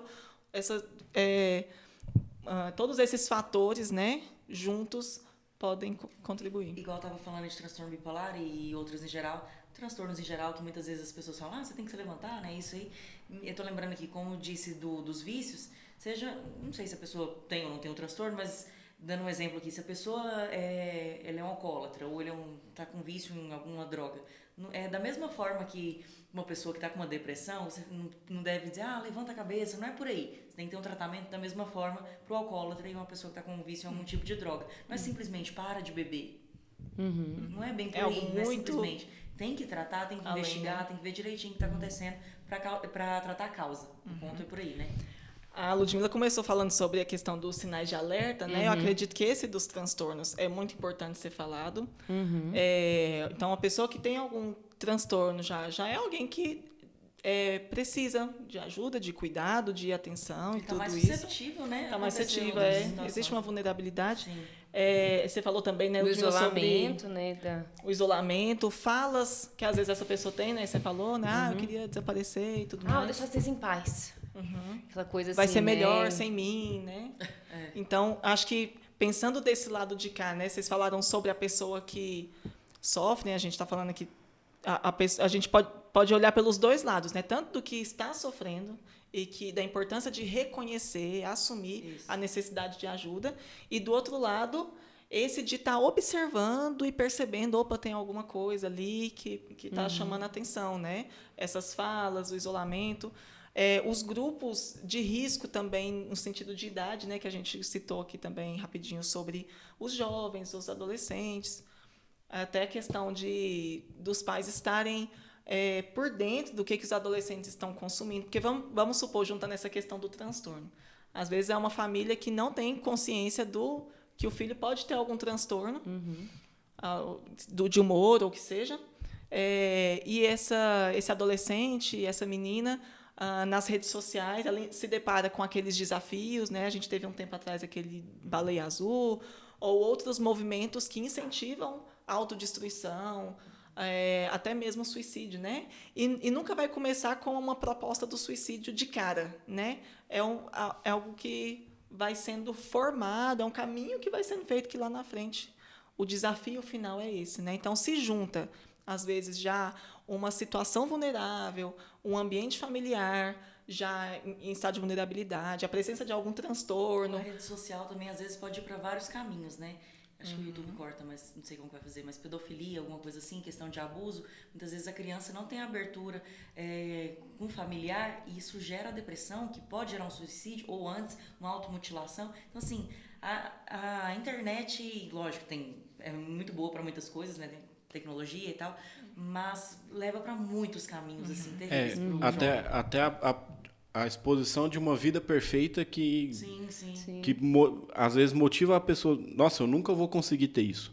Né? Então aquela exposição, eu tenho a vida perfeita. Como eu tenho problema, parece que ele não tem. Pois é, e assim... É um segundo dia da pessoa, né? No caso de uma pessoa que tem um transtorno, isso fica acentuado, né? Então o que a gente posta na internet também deveria ter um filtro maior, né? Do que a gente posta na internet. Tanto dessa ideia de vida perfeita, porque no Instagram só tem vida perfeita, né? Todo mundo é feliz, é bem sucedido, é produtivo. Ninguém posta, né? É super produtivo e tal. Tanto no sentido também daquela, a gente chama de positividade tóxica, né? Tem se falado mais sobre isso, assim, que o João Pedro trouxe, assim, da pessoa. Hoje é o seu melhor dia, faça isso, você tem que ser produtivo e tal, você consegue. E de nós colocarmos uma cobrança de que eu preciso ser feliz o tempo inteiro, produtivo o tempo inteiro. E não é possível, minha vida, gente? Não é possível. Não tem como, né? Minha vida espiritual tem que estar ali linear e constante naquele lugar de sucesso também. Eu tenho que ser referência para as pessoas, né? E isso vai alimentando uma carga muito pesada que ninguém dá conta, né? Não é possível. Eu queria só uma observação aqui, você tinha falado dos pais estarem atentos aos filhos, mas eu estava pensando uma coisa, o auto-reconhecimento e a observação dos filhos, parece que às vezes as pessoas acham que é uma coisa separada da outra. É incrível. Muitas vezes o pai ou a mãe, sei lá, o familiar, ele meio que entende ou começa a entender que o filho, seja quem for, né, o outro, sempre o outro, ele pode ter algum problema, até que eu aceito, ele tem algum transtorno. E ele mesmo, muitas vezes, tem que ser forte, ou ele não pode ter um problema, ou muitas vezes ele tem algum transtorno mental, seja o que for, seja um transtorno depressivo, um transtorno de ansiedade, seja o que for, uma bipolaridade. Muitas vezes ele não aceita que o filho pode ter tido aquilo pela genética, porque ele tem. Então, assim, o bom seria se as pessoas pudessem cada vez mais abrir a mente, entender que ela tem que tanto aceitar que o filho está com algum problema, mas ele também tem. Então, assim, todo mundo tinha que se tratar, né? Seja da maneira que precisar, né? É incrível, assim, isso. Então, assim, de tudo isso que a gente está conversando, tem palavras-chave que é importante a gente, né, relembrar. O autoconhecimento, né, que é muito importante. Você se reconhecer nesse lugar. Peraí, eu tô ansiosa. Esse trem tá normal, não. Vou atrás de ajuda. Tá tudo bem. Preconceito. Parar com esse preconceito. Eu não preciso disso. Médico, psiquiatra não é médico para doido. Eu vi esses dias num programa lá, pessoal, você é doido, tem psiquiatra, não desiste, acabar com isso, não precisa, tá tudo bem, eu vou atrás de uma ajuda especializada, vou respeitar a dor do outro. Às vezes eu não estou entendendo, mas eu preciso respeitar, né? Mesmo sem entender, eu vou respeitar. Ter amor, ajudar de várias formas. Às vezes vai ser falando, às vezes você ficando calado, para de falar, né? Então, às vezes vai estar ajudando desta forma, e empatia. Na pandemia falou muito, né? A gente tem que ter empatia pelo outro, mas continua. A empatia tem que ser o tempo todo, pelo outro, pela dor do outro, pelo momento do outro. A gente tem que ter essa empatia, né? Então, no que a gente estava falando de medicina, psicologia e fé, a gente falou muito bem nessa parte da medicina, da importância de buscar. Da psicologia, né, nós temos aqui a psicóloga, aqui, questão da terapia, da busca da pessoa desse tratamento. Pode falar um pouquinho aí? A terapia entra junto, né? Acho que a gente falou bem assim da importância do acompanhamento médico. E muitas vezes o médico, o psiquiatra, ele vai fazer um encaminhamento para a terapia. Muitas vezes parte daí esse começo de tratamento de psicoterapia, né? Até o contrário, né? Acontece também. O contrário também. Às vezes a pessoa vai para a terapia e depois para o psiquiatra. Mas é muito importante esse trabalho em conjunto, né?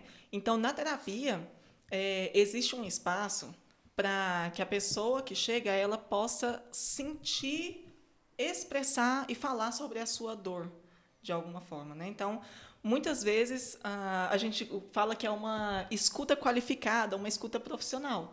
É muito válido, gente, conversar com um amigo que vai ter uma palavra para te dar. É muito válido aconselhamento pastoral. Tudo isso é muito válido, mas o que o psicólogo oferece é algo diferente disso. É uma escuta que ele não vai tentar te convencer de não sentir aquilo que você está sentindo. Não, mas vai ficar tudo bem. Não, mas pense em outra coisa, né? Às vezes o que às vezes a gente escuta por aí, né? E muitas vezes num sentido, numa intenção de ajudar, mas o psicólogo, em vez de evitar falar sobre o sofrimento, é justamente o contrário. Vamos falar sobre isso. Às vezes ferramentas, né? Vocês têm ferramentas para lidar com apropriadas, a gente aprender, né? A lidar com o nosso sofrimento, com o sofrimento. Uma coisa que eu ia observar por experiência própria, às vezes eu vou para terapia e eu fico lá 1 hora conversando, conversa assim que é tipo uma conversa bem normal, não parece nada demais. Só que é uma coisa que transforma a minha mente, assim, é uma coisa é incrível, tipo assim, é como se ela tivesse tirado alguma coisa, mas de uma conversa normal, como se eu estivesse conversando com um amigo assim. Só quem faz terapia ou é o psicólogo, acho que parece que entende bem, né, como funciona. Terapia realmente é diferente. Eu costumo falar para as pessoas que eu atendo, assim, olha, o meu papel aqui não é te dar as respostas para os seus problemas. Não é falar, você tem que fazer isso, você tem que fazer aquilo. Mas é te acompanhar naquilo que você está vivendo, na sua dor, e te ajudar a compreender melhor tudo isso. Então, às vezes, como o João Pedro falou, ele está numa conversa ali despretensiosa, falando da vida, aí o terapeuta fala assim, você prestou atenção que você falou isso? Semana passada você trouxe isso, olha da forma como você está falando agora. Você está observando? Você está prestando atenção? E uma coisa que eu falo muito no consultório, né? Escuta o que você está falando. Presta atenção no que você acabou de dizer. Volta essa palavra aí, fala de novo. E aí a pessoa, quando fala, às vezes numa fala dessa, por exemplo, nossa, eu queria sumir. Peraí, vamos parar aqui. Porque às vezes a pessoa fala isso no dia a dia dela e passa batido. Na terapia, não. Vamos parar. Deixa eu, como assim, às vezes sumir? Entende dores que não são nem atuais, né? Isso. São dores antigas Então, do lá passado, da infância, vida, né? E que traz cura em algum momento, né? Então, às vezes a pessoa não tem consciência do que ela sente. Ela não tem consciência do que ela pensa. Ela não tem consciência nem de como ela age. E o psicólogo ajuda nisso, a tomar consciência. Então, a gente fala muito de terapia relacionada ao autoconhecimento. E aí eu sempre coloco de um jeito assim que fica bem fácil de saber o que é autoconhecimento de uma forma sintetizada. É saber conhecer. Conhecer o que você sente, o que você pensa e como você faz a partir daquilo. Uma coisa que eu queria comentar também é que eu já tive uma experiência numa terapia que ela me transformou, só que eu não senti que foi somente a terapia. Eu senti Deus ali. E aí, ali, eu falei assim, não, Deus está no meu tratamento. Não é a terapia que ali está me ajudando só.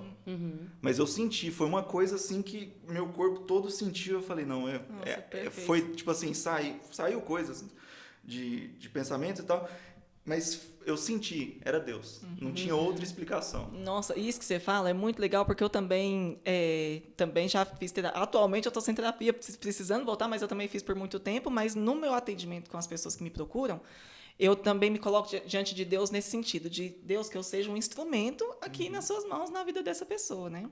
E aí, só fechando essa ideia da terapia aqui, quando uma pessoa chega com a ideação suicida, por exemplo, às vezes chega a pessoa lá, A Karina Fukumitsu fala que às vezes chega uma pessoa na carne viva do sofrimento. Ela chega ali no processo assim que ela não vê outra possibilidade a não ser a morte.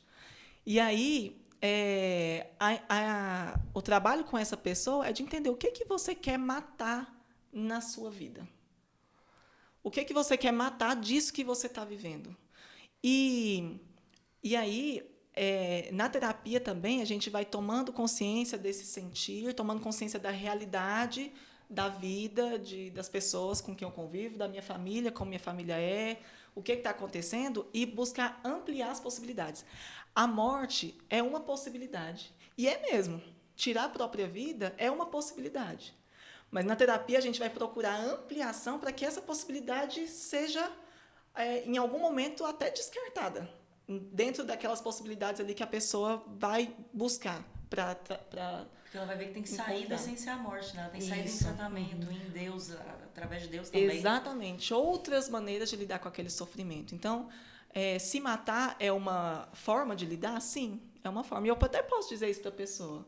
Porque infelizmente né? Infelizmente. Infelizmente, você tem essa capacidade, essa possibilidade existe para você, mas eu tô aqui, e aí, quando chega uma pessoa nesse processo de carne viva, eu me aproximo dela, eu busco assim, olhar mesmo no fundo da pessoa para falar, você não está sozinho, existem outras possibilidades. Eu respeito o momento que você está vivendo agora de estar enxergando só essa. Uhum. E parece que não tem o que fazer. Realmente, sua história não é fácil, o que você está vivendo não é fácil. Imagine que no seu lugar o sofrimento deve estar sendo insuportável para você estar pensando nisso. Mas eu estou aqui com você e eu quero te ajudar para que nós possamos descobrir quais outras maneiras existem de lidar com esse sofrimento. A Karina também fala isso. Ela fala assim, por favor, me ajuda a te ajudar. Me ajuda a te ajudar. Vem aqui na terapia. Se comprometa aqui comigo. Eu estou me comprometendo com você. Você tem o meu contato. Então, eu disponibilizo muitas vezes o meu WhatsApp para os clientes, para os pacientes. Se em algum momento você tiver, durante a semana, se você precisar de sessões a mais, a gente pode fazer sessões a mais. Se em algum momento você estiver lá na sua casa e você estiver passando por uma angústia e vierem esses pensamentos e você sentir que, de alguma forma, você precisa colocar isso para fora, mas não sabe para quem, o meu celular está à disposição. Você pode me ligar também. De vez em quando eu recebo algumas ligações, me dá um frio na barriga, eu fico nervosa, porque a gente também se encontra com a dor do cliente, isso não tem como não nos afetar. E, às vezes, eu já recebo o telefonema um pouco tensa, mas eu falo com a pessoa, eu estou aqui com você, você não está sozinho. Uhum. Se a crença daquela pessoa também é a mesma da minha, né? Se aquela pessoa acredita em Deus, eu falo, o Senhor também, Ele está com você porque eu sei que você sabe disso, eu sei que você acredita nisso. Então, quero te lembrar disso que você já sabe também, né? E é isso. Então, a terapia vai nesse sentido, de dar esse apoio dessa maneira. Uma coisa que eu andei lendo é que também, nesse caso, igual eu nem sabia desse termo, na carne viva, as pessoas em volta também têm que tomar um certo cuidado, um cuidado bem maior com a pessoa. Tipo, evitar faca, evitar que a pessoa fique sozinha dentro de um quarto, evitar muitas coisas ali em volta para não... Para evitar a situação. Tipo assim, evitar a situação da pessoa se matar. É ótimo você falar isso, que entra um outro ponto importante, que eu falo para a pessoa no primeiro atendimento sobre o sigilo. Eu falo assim, olha, tudo que você fala aqui é sigiloso, não sai daqui de forma alguma. A não ser que a quebra do sigilo seja um prejuízo menor do que alguma situação que você possa viver. Então, no caso de uma ideação suicida, assim que ela surge, a gente avalia e vê que aquela pessoa está em risco. Então, é meu dever comunicar a família, quem está perto, para a gente, às vezes, chama também para a sessão, conversa junto, para proteger aquela pessoa. E todo mundo, e é interessante que todo mundo consente. Quando eu falo assim, olha, se precisar, às vezes para um adolescente, eu tive experiência essa semana, de falar assim, nós vamos ter que chamar a sua mãe. E ela fala, tudo bem, chama a minha mãe mesmo. A pessoa aceita a ajuda. Quando ela é colocada de uma forma respeitosa, quando ela, de fato, sente que ela pode ser ajudada, a pessoa, ela recebe, ela precisa de ajuda e ela aceita. Esse acolhimento é tão importante, eu tenho hoje estudado, né, como mãe, aí eu fico assim, gente, acolhimento é tão importante, eu consegui que a minha filha sinta acolhimento em mim, que eu não quero jamais que ela aconteça alguma coisa na vida dela, ela fala assim, nossa, se eu Se minha mãe souber disso, ela me mata. É o contrário. Eu quero, assim, plantar, né, um relacionamento com ela, Deus abençoe que seja. Tipo assim, o que acontecer, ela, nossa, eu tô doida pra correr pra minha mãe, porque eu sei que ela vai me acolher. Com ela que eu tenho É liberdade, com ela né? que eu tenho verdade, ela que vai estar comigo, ela vai me direcionar, ela vai orar comigo, ela vai me abraçar. Então, isso, assim, o acolhimento é muito importante, né, em todas as áreas da nossa vida. A Amanda estava falando que como psicóloga, né? Eu estava pensando, é incrível que a gente como cristãos, a gente pensa tudo como um só. Por exemplo, no caso dela como profissional da psicologia, ela se colocar, né, diante do Senhor, né? Igual eu tô lembrando aqui uma vez com a minha última psicóloga, há pouco tempo agora, eu mandei uma mensagem para ela, falei assim, nossa, foi muito boa a terapia hoje, eu não estava bem, eu saí em paz, foi muito bom, eu sou grata, né, pela sua vida, né? Grata a Deus e tal. E ela falou, que bom que você me deu esse retorno, e eu tô sempre, ela falou pra mim, colocando a minha vida diante do Senhor para que Ele me dê sabedoria para poder, não me lembro muito bem as palavras, mas era para que ela conseguisse falar com os pacientes e eles entendessem a sua dor. Ela falou várias coisas lá que eu não me lembro muito bem. Então eu tô pensando aqui, a gente, tanto no caso da saúde mental, vocês profissionais de saúde mental, ou a gente com outras, né, nossas profissões, a gente colocar nossa vida diante do Senhor para que a gente possa ser um instrumento na vida de outras pessoas, né?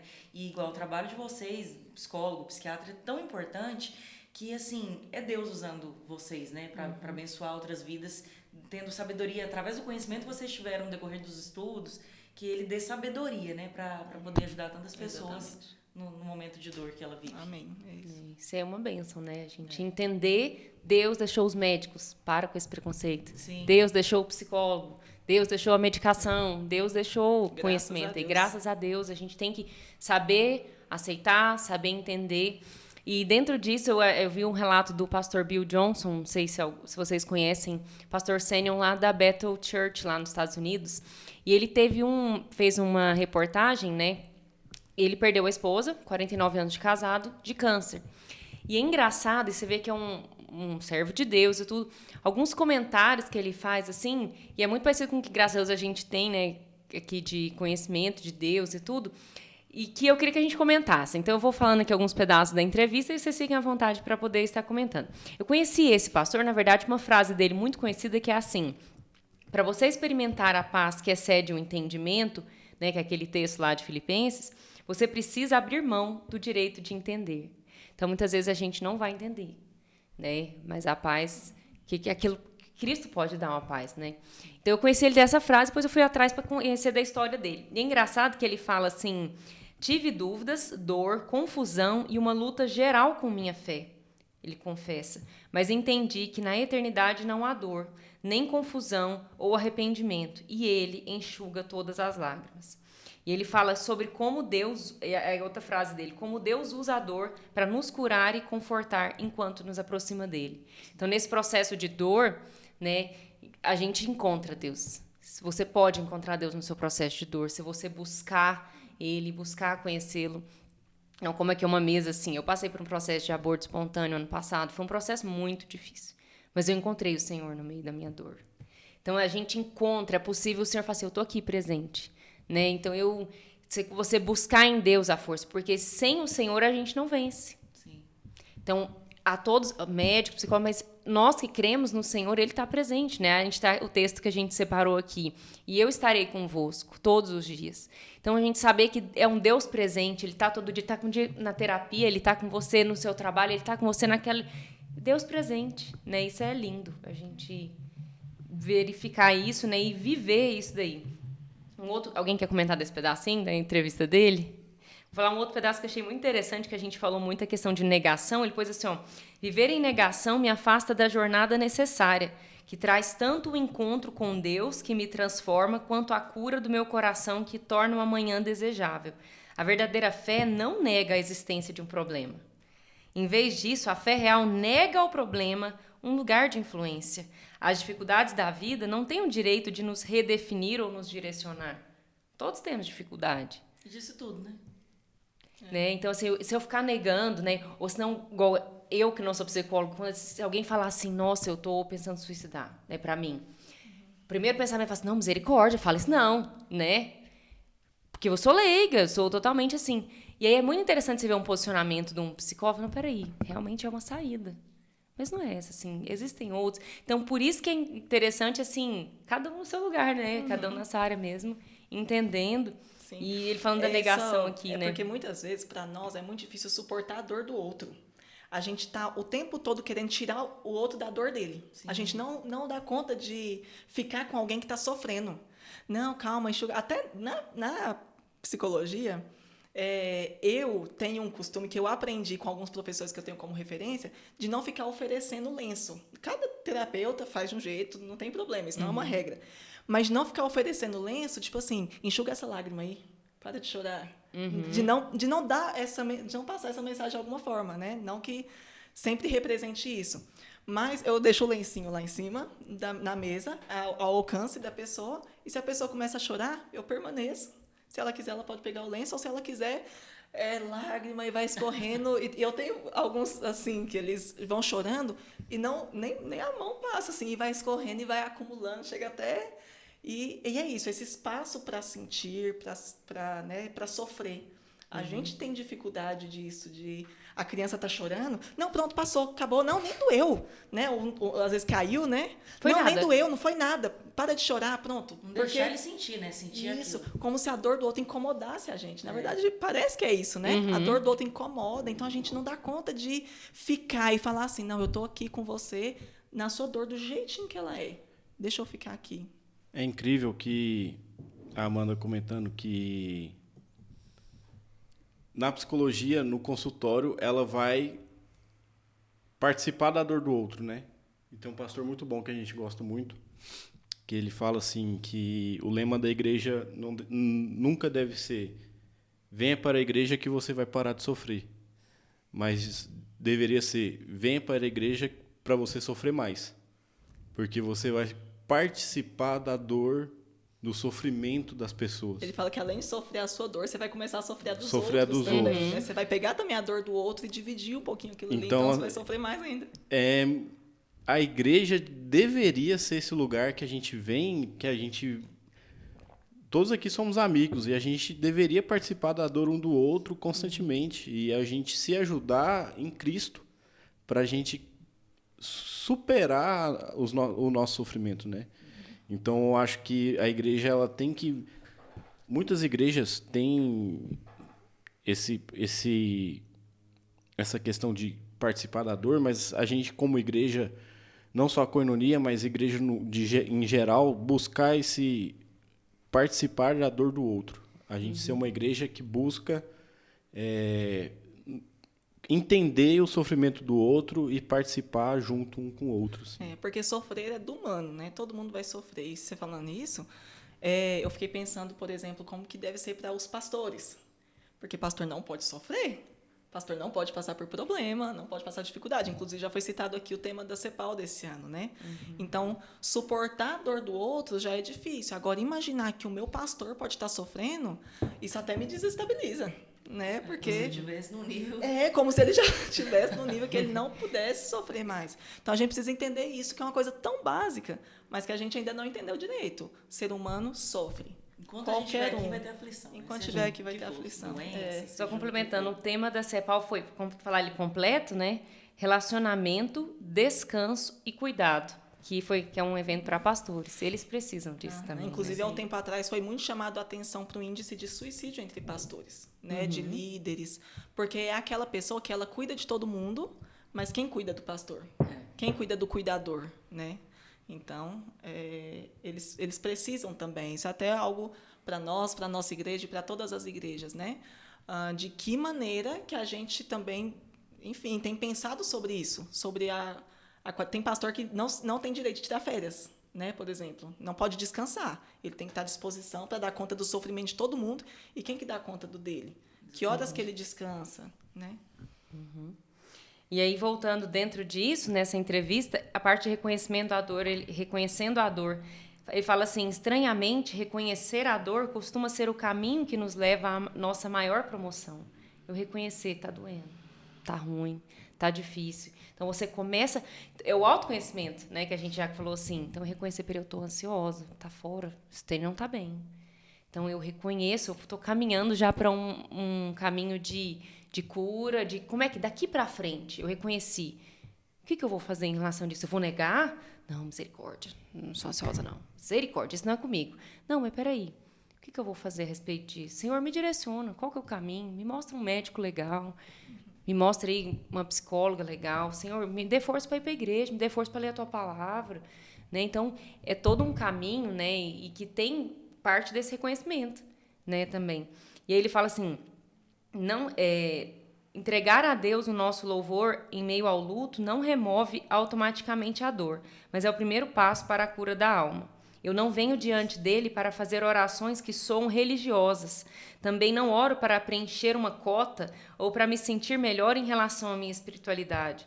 Faço isso para encontrar o seu amor nos lugares intocados do meu coração. Minhas orações devem ser reais. A honestidade convida à cura. Então, a gente ser honesto diante de Deus. Não é aquela oração de Santíssimo Senhor, não. A gente tem a oportunidade diante de Deus de abrir nosso coração e falar, Senhor... Como um amigo mesmo, né? Então, quando a gente entende que Deus, Jesus, Ele é o nosso Senhor, nosso Salvador, o nosso amigo, o nosso Pai, nosso relacionamento com Deus tem que ser mais real. Né? A gente enxergar um Deus perto, um Deus presente, não é aquele Deus longe. Da mesma forma, eu não vou ver meu pastor longe, ele é o santo da igreja, não. Ele é um ser humano que pode estar sofrendo. O meu irmão, nossa, ele canta no louvor. Não, ele é uma pessoa que sofre. Ele também ali, o fulano, ele... Então, a gente reconhecer o outro como um humano, uma pessoa que tem dores. E nisso a gente volta para o relacionamento com Deus. Gente, a melhor coisa da vida é relacionar com Deus. Ele nos caminha, ele nos conduz, né, na caminhada. Então, isso é maravilhoso. Né? E uma coisa que eu queria voltar lá do começo que a gente falou, o preconceito faz com que a gente não compartilhe as nossas dores. Sim. A igreja falar que uma pessoa não pode estar depressiva, o pastor não pode ser depressivo, o pastor não pode ser ansioso, o pastor não pode ter um transtorno bipolar, um transtorno... Ele não pode ter nada. E uma pessoa da igreja também não pode. Ele sofre sozinho e não busca ajuda. Acaba que fica nisso. Sim, por experiência triste. própria, eu sofri sozinho porque existe um preconceito. Eu não pude falar para ninguém por muito tempo. Muito tempo. Eu não pude chegar e falar para a pessoa que eu tinha o meu transtorno.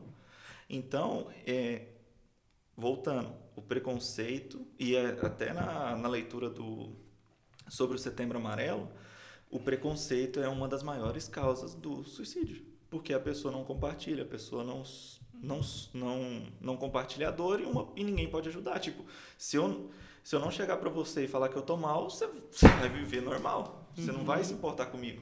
Você só vai viver. E é tão louco porque o preconceito e o julgamento ainda acompanha depois que a pessoa se foi. Uma pessoa que se mata por suicídio continua sendo julgada. De, nossa, mas como que ela fez isso? Ela tinha tudo. Ela não tinha nenhum motivo para ter feito isso, né? Eles falam muito isso ainda hoje em dia, né? Ela tinha tudo, era uma pessoa, enfim, não passava necessidade de nada, né? Então, é um julgamento que continua ainda, mesmo depois, né? Então, realmente... Eu acho que a gente já tem que caminhar para o fim, né? E a gente, dentro dessas coisas que a gente estava conversando, o que é a igreja, né? O pensamento geral. Antes eu vou falar de uma música, quando você falou do expor minhas fraquezas, né? É aquela música do Baruch, eu não tenho medo de expor minhas fraquezas. Defeitos e falhas, não vou esconder, um amigo encontrei. Primeiro a gente tem o Senhor. E que a gente possa encontrar na nossa comunidade os meus irmãos em Cristo. E que uma você família. possa expor para eles e eles poderem te ajudar abraçar, através de Deus. Que eu possa ter, primeiro, meu relacionamento com Deus e o outro, encontrar no outro uma pessoa que vai me escutar, que vai ser o meu braço, amigo, que vai estar orando comigo, vai estar me incentivando, vai estar, você está se cuidando, você está bem. E não é aquela coisa do fofoqueiro, né? Irmão, você está sabendo, deixa eu te contar uma coisa. Ora pelo fulano que está passando isso. Não, isso não é uma comunidade saudável. Né? A comunidade saudável, se a Amanda compartilhou comigo, Amanda, posso comentar com o pastor? Vamos junto ali. Vamos passar esse pedido seu. Posso passar esse pedido para o grupo de oração da igreja? Então, assim, eu enxergar o outro. Igual você falou de fofoca, não deveria nem ser uma característica do cristão, né?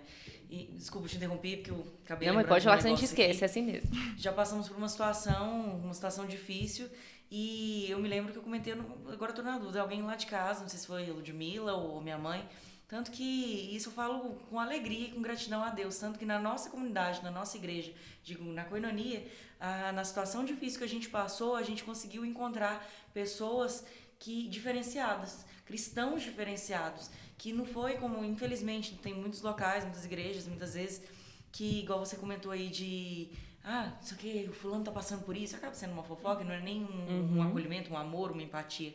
Mas eu nunca esqueço, acho que eu nunca vou esquecer que nessa situação eu encontrei tantas pessoas que foi, cada um da sua forma, eu lembro disso, às vezes pessoas mais novas, mais velhas, que pôde nos ajudar da maneira que podia, e você viu que foi com amor. Você viu que foi com amor, não foi com julgamento, e foi com ela pôde acolher, e você viu que foi um diferencial do Senhor. Isso eu falo realmente que foi notável. É um diferencial, um amor que vem de Deus. Então, que a gente possa ser, né, cada vez mais Amém. assim. E assim, o lema, né, da nossa igreja é edificando vidas. E que, de fato, a gente possa estar disposto a edificar a vida um do outro, na amizade, no carinho. E, dentro de falando dessas coisas, eu ia falar de música. Tem uma música do Grupo Logos, bem antiga, mas ela é linda, que chama Situações. Eu até indico para você escutar. Eu vou ler aqui um pedaço que tem tudo a ver com essa questão. A gente está falando do Setembro Amarelo e desmistificando algumas coisas e a gente encontrando em Deus esse lugar. Eu acho que você devia cantar, Ludmila. Não, vou cantar não. Eu vou ler aqui. Situações nessa vida me fazem sentir que não sou forte a ponto de até resistir. Nestes terríveis momentos, os maus pensamentos me querem levar a um extremo de vida que meu equilíbrio se deixa enganar. Instantes que se prolongam, tentando mudar tudo o que já se fez de novo, pois Cristo mudou, tentando hoje trazer o que eu tento esquecer. Sou vencedor e ninguém poderá me deter, pois eu sei que jamais eu provado serei, além do que eu possa suportar. E se ainda eu cair e pensar que é o fim, Jesus me ergue e segue junto a mim. É linda essa música, né? E todos passamos por situações difíceis, todos. E se a gente sabe que a gente tem o Senhor, que eu tenho o meu irmão do lado, a caminhada fica melhor, fica mais fácil, fica mais leve, né? Eu não estou carregando isso sozinho, eu estou com Cristo, mas eu tenho amigos que se interessam de fato.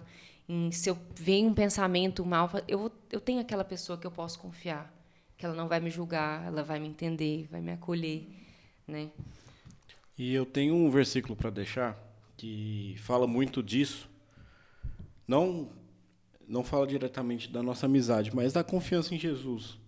Fala assim: temos, porém, este tesouro em vaso de barro, para que a excelência do poder seja de Deus e não de nós. Em tudo somos atribulados, porém não angustiados, perplexos, porém não desanimados, perseguidos, porém não desamparados, abatidos, porém não destruídos, levando sempre no corpo o morrer de Jesus, para que também a sua vida se manifeste em nosso corpo. Amém. Que a gente possa ter a nossa fé arraigada no Senhor, que a gente possa estar abertos a pedir ajuda quando necessário, que a gente possa ser o ouvido do outro, o abraço estendido. E eu gostaria que a gente finalizasse orando, né? Eu creio que trazer esse conhecimento, né, medicina, psicologia e fé em Cristo. Eu acredito que com esse tripé, ou essa cadeira, né, que tem outros aspectos, né, nutrição, sono, gente, eu vejo, à noite que eu não durmo direito, você já fica mais assim, então tá tudo interligado, nossa vida é integral, né? Então que a gente possa cuidar da nossa saúde por completo. Nós somos corpo, alma e espírito. E que a gente consiga ter vida de qualidade com o Senhor, vida de qualidade na nossa família, ter vida melhor no nosso dia a dia. Que o Senhor nos dê, né, uma caminhada mais leve. Com Ele carrega o nosso fardo. E alguém quer comentar alguma coisa antes da gente orar? Acho que eu vou só, assim, uma última participação minha aqui para falar para aqueles que talvez possam estar passando por um momento tão difícil que pareça estar insuportável, né? Que para você o fardo está pesado demais, seu sofrimento está insuportável e você está se percebendo já desesperado com tanto sofrimento. Acho que a gente já falou muita coisa aqui, né, sobre isso, mas encontre pessoas que possam te ajudar, busque ajuda, fale sobre isso. você não precisa sentir sozinho, você não precisa suportar esse fardo sozinho. E, acima de tudo, creia que o Senhor quer estar com você também. Ele quer te ajudar, Ele quer fazer com que esse fardo fique mais leve. E Ele quer que você viva uma vida desfrutando da presença dEle, da confiança. Eu não vou garantir que vai ser uma vida sem problemas, sem dificuldades, mas a nossa confiança colocada no Senhor diariamente, juntamente com tudo isso que nós falamos, né, com toda esses suportes que nós podemos encontrar na nossa vida, é possível viver, é possível continuar em frente e é possível encontrar sentido, apesar de tudo. Tem uma frase que o nosso pastor, né, nosso pai, fala muito, não sei se é a vitória do cristão, mas a vitória ou o sucesso do cristão não é não sofrer, mas sim não ser derrotado pelo sofrimento. Então, que o sofrimento não seja maior, que você não chegue a achar que a solução é o suicídio. O sofrimento, ele vai ter, mas o Senhor está contigo. Todos os dias, Ele prometeu que estaria conosco todos os dias da nossa vida. Então, é possível viver, é possível a gente encontrar paz nele, é possível eu trabalhar, é possível eu ser feliz, é possível eu tratar... Tem momentos, todos nós passamos por momentos difíceis. E outra frase que eu vi esses dias, vão ter dias difíceis e vão ter dias bons, mas nele Jesus vão estar, todos vai ter Jesus. Né? Então, a gente quer com o nosso coração aberto aqui para dizer para você, se você nunca entregou sua vida para Jesus, se você nunca entendeu que Ele pode ser o Senhor da sua vida, o seu Salvador, o seu amigo fiel, aquele que está com você em todos os momentos, que você faça isso. Você pode fazer isso hoje. Uma oração simples e um início de uma caminhada com o Senhor. Você pode fazer isso para chamar, Senhor, eu quero que o Senhor faça parte da minha história. Eu quero ter uma história transformada, eu quero entender essa fé que esse pessoal fala. Que é possível ter fé, é possível ter esperança no amanhã, eu não consigo enxergar nada. Mas com o Senhor a gente enxerga a esperança, a gente sabe que a gente vai ter a vida eterna. Jesus veio para nos resgatar, né, do pecado e é possível a gente viver com o Senhor. Então aí a gente deixa um convite para você abrir o seu coração e a gente vai estar orando juntos aqui para finalizar esse momento que foi tão abençoador para todos nós. Senhor Jesus, muito obrigada mais uma vez pelo dia de hoje. Obrigada por esse projeto, esse COICast, Senhor, que foi um momento que o Senhor nos permitiu compartilhar com outras pessoas aquilo que o Senhor tem feito em nós como comunidade. Temos sido alimentados pela Tua palavra, temos sido abraçados pelo Senhor e temos conhecido ao Senhor, a Tua palavra, e queremos Te agradecer, Senhor, por fazermos parte desta comunidade, por termos amigos, irmãos em Cristo que se preocupam conosco. Senhor, nós queremos Te agradecer por esse momento. E nós não sabemos como estão as pessoas que estão nos assistindo, como está o coração de cada uma, como cada um encerra esse momento de assistir esse vídeo no seu momento, talvez, de muita dor. Que o Senhor possa trazer, Senhor Deus, a paz que excede todo o entendimento.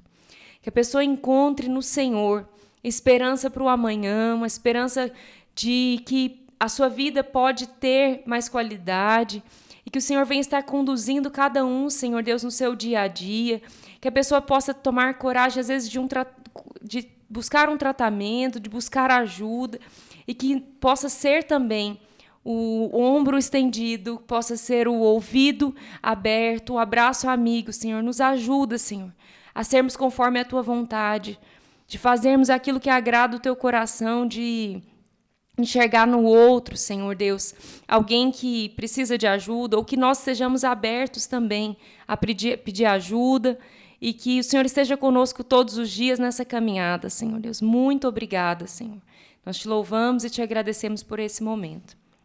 Amém. Amém. Uma coisa que eu queria falar para o pessoal que está assistindo é que se você sentiu que você está com algum sintoma do que a gente falou, alguma coisa que está te afetando, manda uma mensagem aí no próprio YouTube. Acredito que dá para mandar uma mensagem, um comentário, alguma coisa assim, que a gente, de alguma forma, a gente pode ajudar vocês. Sim. E assista também os nossos outros episódios. Esse é o nosso 5º. Estamos aí começando ainda, né, nessa questão de podcast. O primeiro foi com o pastor Ricardo Bitum, o segundo, o pastor Ismael, nosso pastor. O terceiro sobre o autismo, né, a Amanda participou também. O último foi com o pastor Daniel, aqui da igreja. E nós queremos que esse caminho, né, de estarmos aqui com uma conversa simples, de a gente abrir o nosso coração, de falar das coisas de conhecimento que nós já temos, a gente pode estar abençoando a sua vida. Então, curta, compartilha, se inscreva, né, e que mais pessoas sejam abençoadas por esse podcast, que seja de fato edificante. É isso aí. Gente, a gente fica por aqui. Obrigado a todo mundo que participou aqui. Obrigada, Tefinha, pessoal. João Pedro, Amanda. E é isso aí. Até a próxima. Tchau, gente. até mais. Tchau, tchau.